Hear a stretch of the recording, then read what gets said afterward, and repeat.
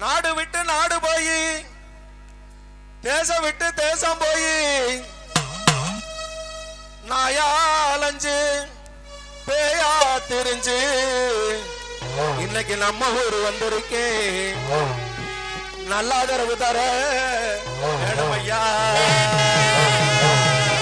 வணக்கம் ஐயா, வணக்கம் ஐயா, வணக்கம் ஐயா. அப்படி ரங்கோடு அப்படி ரங்கோடு அப்படி ரங்கோடு போய் வந்து தன்னை நானே ரசகுல்லா வாங்கி வந்து தன்னை நானே.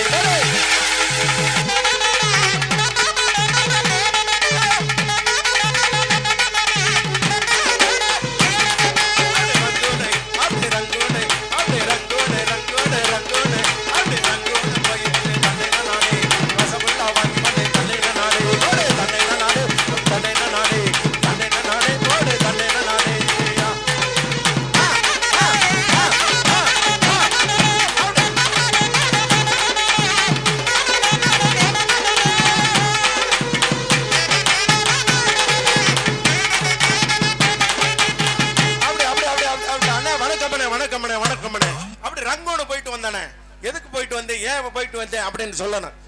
என்ன காரணம்னா நம்ம ஊர்ல எல்லாம் ஒண்ணு வேலை வெட்டி கிடைக்கல, விவசாயம் எல்லாம் பார்க்கப்படாதுன்னு நான் கிளம்பி ரங்கூனுக்கு போனேன்.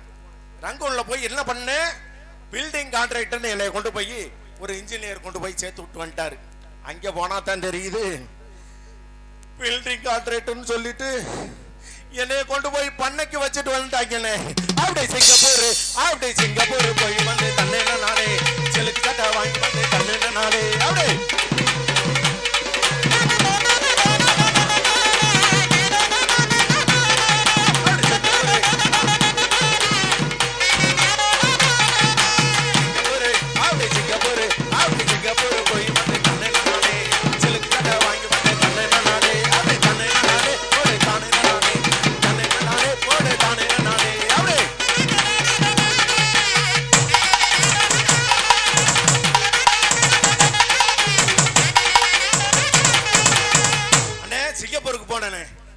சிங்கப்பூர்ல அடமானத்துக்கு வச்சு போட்டு வந்துட்டாங்க.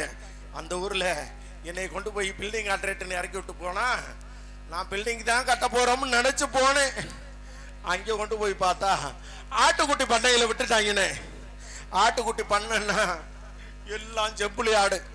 செம்புலி ஆட்டுல நிறைய மசுறு முளைக்குமாமனே, உனக்கு தெரியுமானே? அதை வெட்டி வெட்டி விற்பாங்களாமனே. இந்த மசுறு எனக்கு தெரியாது, உனக்காக தெரியுமானே? ஐயோ அங்கே இல்லையா அப்பா, அப்படி அந்த மசுரை வெட்டி விட்டாங்களா, அது எனக்கு தெரியாம போச்சுல. எல்லாம் கடா குட்டியா விட்டு இருக்காங்க. நான் ஆட்டுக்குட்டி போட்டுல கீழே பார்த்தது இல்லைன்னு. அப்புறம் என்னை அதே ஆட்டுக்குட்டி பண்ணக்குள்ளே படுக்க விட்டுட்டாங்க. ஐயோ ஐயோ ஐயோ, பாத்துக்கலாமா? ஆட்டுக்குட்டி பண்ணையில நடுச்சேட்டர்ல படுத்தா இங்கிட்ட ஒரு ஆடு எப்படிக்குது, இங்கிட்ட ஒரு ஆடு எப்படிக்குது,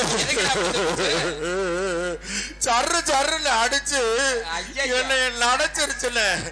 அத நடைச்சது பார்த்துட்டு நான் என்ன பண்ணேன், என் அறிவு எப்படி தெரியுமானே, ரப்பர் பாயிண்ட கலட்டுனேன். கலட்டி என்ன ஒண்ணுன்னு அந்த சர்ரு சர்ருன்னு அடிக்கிற இடத்துல ரப்பர் பாயிண்ட போட்டு விட்டேன். விடியறதுக்குள்ள மொத்த ஆடு குளோஸ். நீ இந்த ஊருக்கு லாக்கி போட மாட்டாடான்னு உதச்சு ஊருக்கு அனுப்பி விட்டாங்க.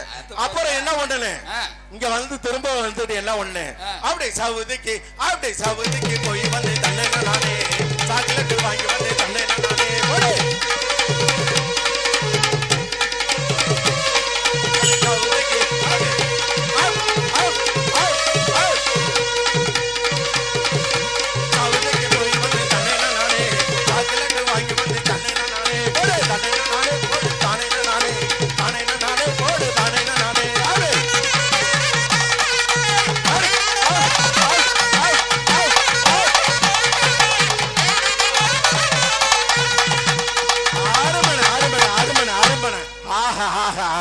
அண்ணன் இந்த குத்து நல்ல குத்துன, செம்ம குத்து குத்துறானே. ஆமா, இதுக்கு பேர் என்னன்னு? மூலமா மேலமா? சரி, ஆனா எங்க வீட்டுல தண்ணி குடிக்கிற குடம் இல்லனே, அதை தரலாமானே? அடேங்கப்பா, சாட்சி வச்சுக்கிட்டே குத்து குத்துன்னு குத்துறானே. அப்படி அடுத்து அண்ணே ஆளை விட நீளம்னே உங்க 5 பேரையும் பார்க்கையில ரொம்ப அருமையா இருக்குதுண்ணே. ஏன்னா ஆளுக்கு 1 லட்சம் கொடுத்தீங்கன்னா நான் போய் பாருனுக்கு போய் டக்குன்னு ஆபரேஷன் பண்ணிட்டு வந்துடுறேன். என்ன ஆபரேஷன்? அதுதான் இவங்களை பார்த்தது. இந்த 5 பேரும் குத்த பார்த்தா அட்டே அப்பா சேர் போடுற போடு அட்டேங்க அப்பா. இந்த 5 பேரும் ஆளுக்கு 1 லட்சம் கொடுத்தீங்கன்னா ஆபரேஷன் பண்ணிட்டு வந்துட்டு நீங்க ஆளுக்கு 1 லட்சம் கொடுத்தீங்க பத்தியெல்லாம் அதுக்கு ஆளுக்கு 1 நாள் வச்சுக்கோங்க. சரியானே? மீதி நாள் என்ன பண்ண போறியா? அதானே மீதி நாள்லாம் வந்துட்டு நான் மச்ச காலைக்கு சின்ன விடா இருந்துக்கிறேன். சரியா? ஆமா ஆமா. அப்படி சிங்கப்பூர் அப்படி போய் வந்து நானே பாக்கலாட்டு வாங்கி நானே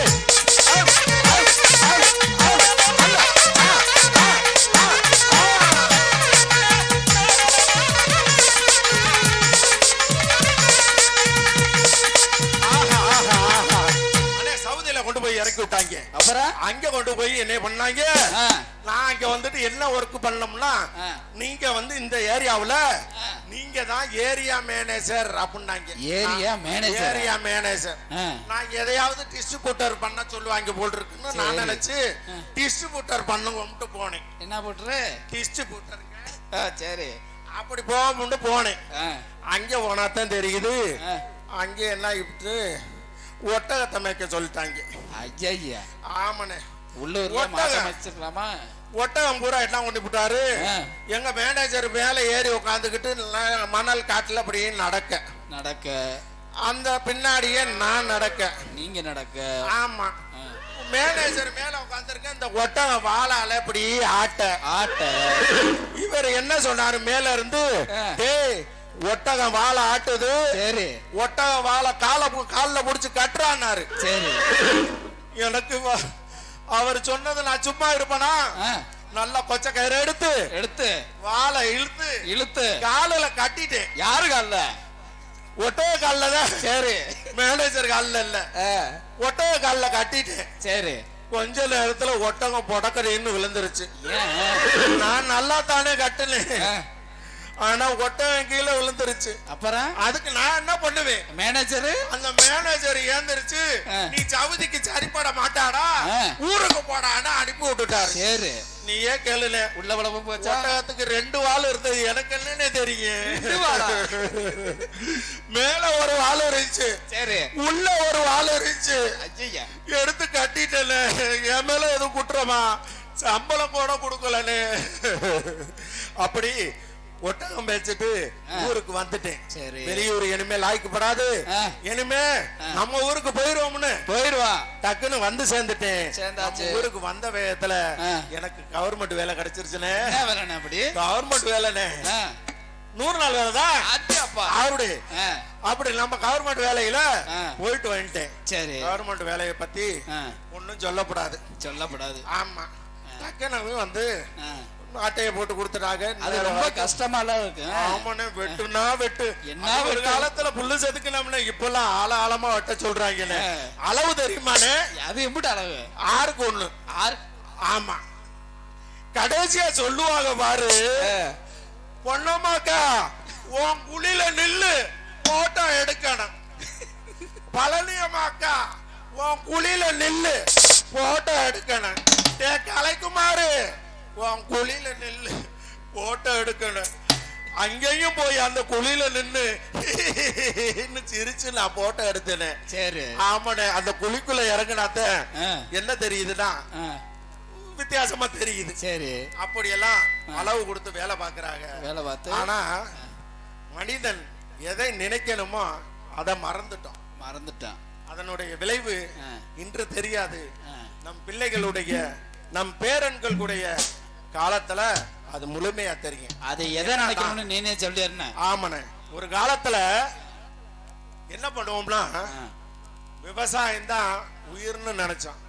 இப்ப தலைக்கு மேல உள்ள மசுரா நினைக்கிறான். இதனுடைய பாதிப்பு சில காலங்கள் தான். ஒரு காலத்துல எப்படி நம்ம தாத்தன் பாட்டன் இருந்தாங்கன்னா, காட்டு மல்லி பூத்திருக்க காத்துருக்க ஆட்டம் போட்ட மயிலக்கால தோட்டமேய பாங்குதட மாட்டுக்கார வேலா உன் மாட்ட கொஞ்சம் பார்த்துக்கடா மாட்டுக்கார வேலா உன் மாட்ட கொஞ்சம் பார்த்துக்கடா காட்டு மல்லி பூத்திருக்க காத்திருக்க ஆட்டமாட்ட மயில மாட்டுக்கார வேலா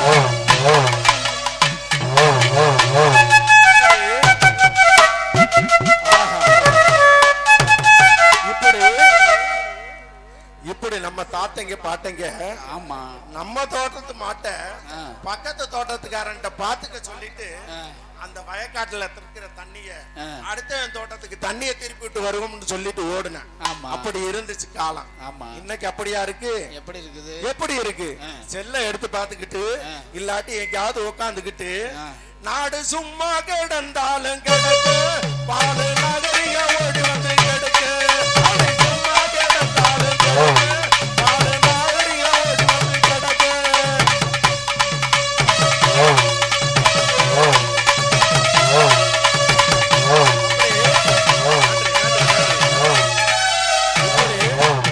விவசாயத்தை ஓரம் கட்டிட்டு செல்போன்லயே முழுகிட்டான்.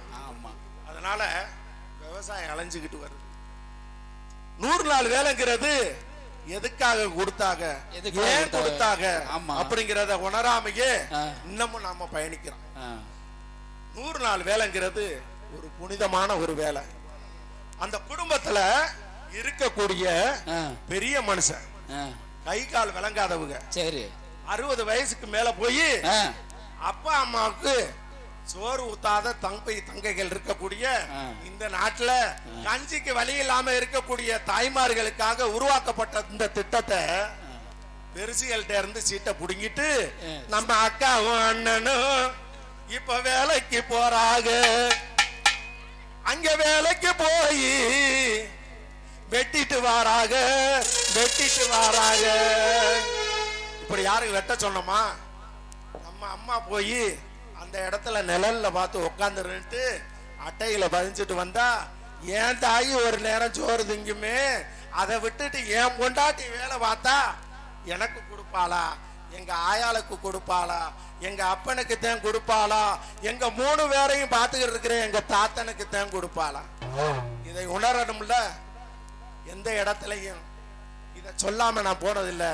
அதனால தாய்மார்களே, உங்க வீட்டுல பெருசு இருந்தா அந்த பெருசுகளுக்கு இந்த 100 நாள் அட்டையை மாத்தி கொடுங்க. அவங்க ஒரு அரை வயிறு கஞ்சி குடிக்கட்டும். அதுவும் ஐயான்னு கேட்காம கஞ்சி குடிக்கட்டும்.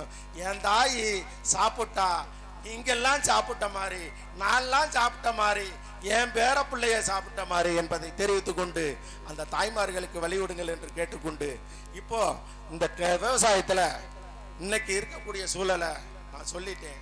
நாடு சும்மா கிடந்தாலும் கிடக்கும். பாலும் நாகரிகம் வந்ததால இந்த விவசாயம் கெட்டு போச்சுன்னு சொல்றேன். நான் விவசாயி ஐயா கேளுங்க. நான் விதைச்சு வந்த கதையை சொல்றேன், கேள்மா கேளுங்க.